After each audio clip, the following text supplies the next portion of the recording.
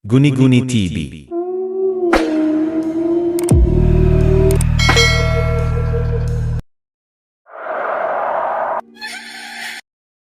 Magandang araw po sa inyong lahat. Celia po ang pangalan ko.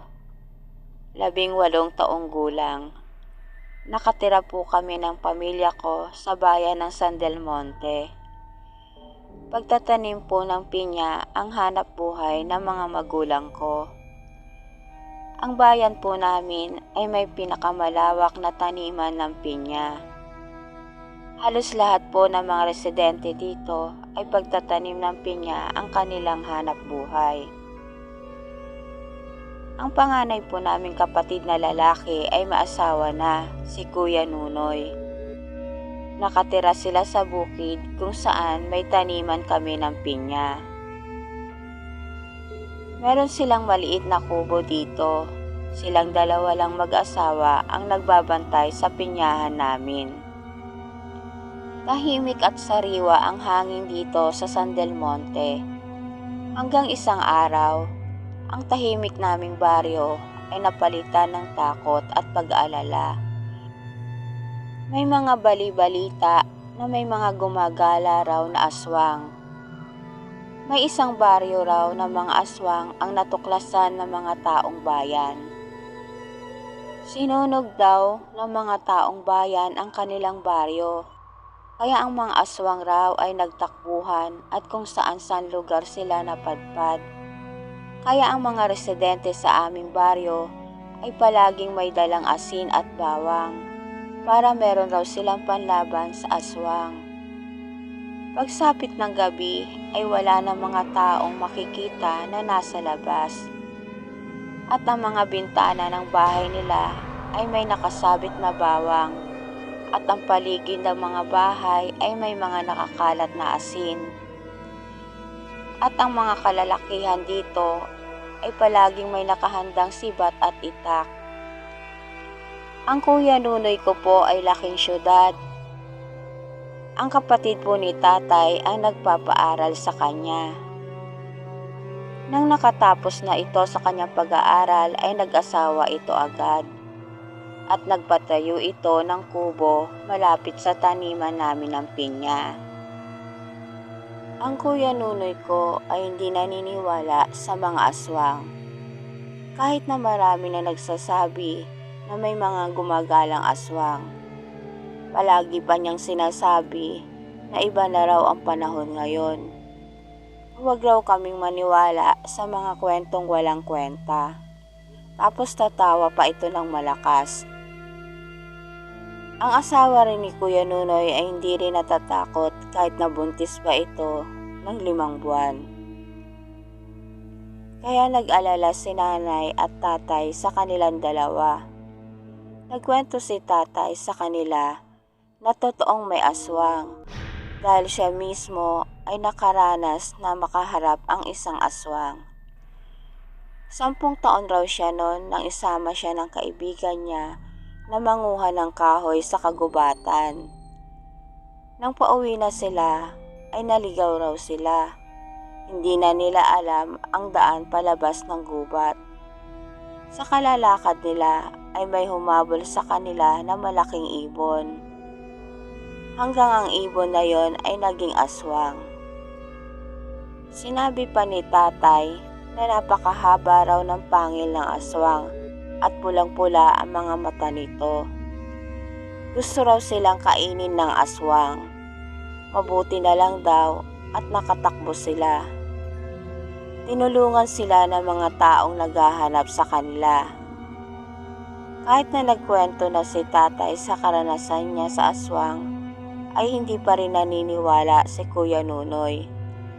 Maniniwala lang daw siya pag siya daw mismo ang makakakita sa aswang. Hanggang isang araw, inutusan ako ni nanay na maghatid ng niluto niyang ulam sa bahay nila Kuya Nunoy. Pagdating ko sa bahay nila kuya, ay nakita ko na may kausap ang asawa niya na isang matandang babae. Inabot ko agad ang ulam na bigay ni nanay. Pagsulyap ko sa matandang babae, ay napansin ko na masama ang tingin niya sa akin. Ang matandang babae ay mahaba ang buhok nito na nakalugay at ang damit niya ay mahaba na kulay itim. Pagkakita niya sa akin ay mabilis itong umalis. Wala sa bahay si Kuya Nunoy. May binili raw ito sa bayan, ang sabi ni Ate Karen.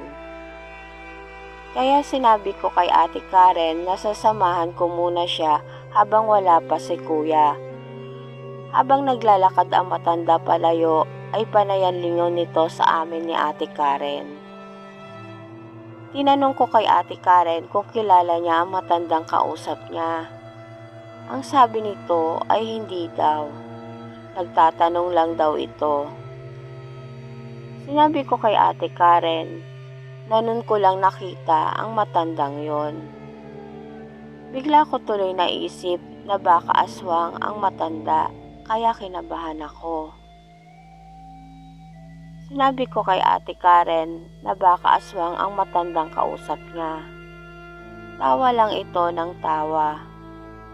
Maya-maya lang, dumating na si Kuya Nunoy kaya umalis na ako. Habang naglalakad ako pa uwi, ay nakita ko ang matandang kausap ni ate kanina. Nakatayo ito sa ilalim ng puno. Pag-uwi ko sa bahay ay kwento ko agad kay nanay ang matandang babae. Lalong nag-alala si nanay at tatay sa kwento ko. Kaya gabi na ay pumunta agad ang mga magulang ko sa bahay nila Kuya Nunoy. Nagdala sila ng asin at bawang at si tatay naman ay may dalang sibak at itak. Ibibigay raw nila ang mga ito kila Kuya Nunoy. Pagdating nila sa bahay nila Kuya ay nadatnan nilang sumasakit ang tiyan ni Ate Karen. Si Ate Karen lang ang nasa bahay nila. Umawag daw si Kuya Nunoy ng manggagamot. Maya-maya lang, may naramdaman daw sila tatay na may kumakaluskos sa bubungan ng bahay nila Kuya. At may nakitang butas sila tatay sa bubong ng bahay. At may nakita raw silang nakasilip dito. Kaya dali-daling lumabas ng bahay si tatay.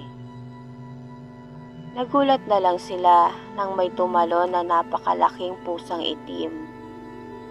Umiilaw ang mga mata nito. Nang bunutin ni tatay yung itak niya sa kanyang bewang, ay biglang tumakbo ang pusang itim. Biglang napasigaw si nanay nang nakita niya na may umaagos na dugo sa hita ni Ate Karen. Maya-maya lang, dumating na si Kuya Nunoy. Wala itong kasamang manggagamot.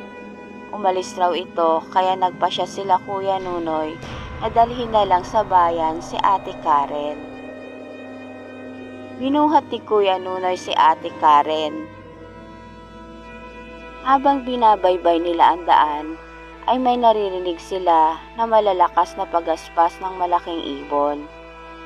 Kaya binunot agad ni tatay ang itak niya na nasa bewang niya. Nagulat sila nang biglang lumitaw sa harapan nila ang napakalaking ibon. Samantalang si Ate Karen naman ng mga oras na yon ay marami ng dugo ang nawala sa kanya. Hindi makapaniwala si Kuya Nunoy at Ate Karen na totoo palang may aswang. Lalo na nang nakita nila na unti-unting nagbabago ang anyo ng ibon. Napakapangit ng itsura nito. Meron nga itong mahabang pangil at matutulis na kuko. Sinabi ni tatay na kailangan nilang lumaban. Ang aswang ay parang asong ulol na nagwawala, lalo pa nang nakikita niya ang dugo sa mga hita ni Ate Karen. Kaya si Kuya Nunoy ay ibinaba muna si Ate Karen at kumuha siya ng mahabang kahoy para pag umatake ang aswang ay meron siyang panlaban. Si nanay naman ay inilabas niya sa kanyang plastik na dala ang bawang at asin. Kaya nang aatake na ang aswang, ay sinabuyan ito ni nanay ng asin at bawang. Napaungol ng malakas ang aswang. Si tatay naman ay tinaga ang aswang, paulit-ulit niya itong tinaga. Hanggang sa ito ay nawalan ng buhay. Muling binuhat ni Kuya Nunoy si Ate Karen para dalhin ito sa pinakamalapit na paggamutan. Pagdating nila sa ospital, dinala agad sa emergency room si Ate Karen. Maya-maya lang, sinabi ng doktor na namatay raw ang batang dinadala niya. Iyak nang iyak si Ate Karen nang nalaman niya na patay na ang batang nasa sinapupunan niya. At si Kuya Nunoy naman ay labis na nalungkot. Ilang araw lang ang lumipas ay nakalabas na si Ate Karen ng ospital. Nagdesisyon si tatay na sa bahay na lang namin tumira ang dalawang mag-asawa. At dito na po nagtatapos ang aking kwento. Salamat po.